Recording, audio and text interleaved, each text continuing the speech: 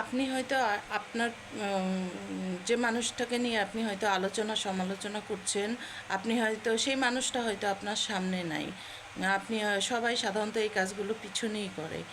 তো আপনি হয়তো চিন্তা করছেন, আপনি আলোচনা সমালোচনা করছেন, বা আপনি হয়তো চিন্তা করছেন যে ওকে নিয়ে আমি কথা বলছি, ও তো জানছে না, ও তো দেখছে না। জিনিসটা কিন্তু এটা আপনার জ্ঞানের সীমাবদ্ধতা, আপনার অজ্ঞতা।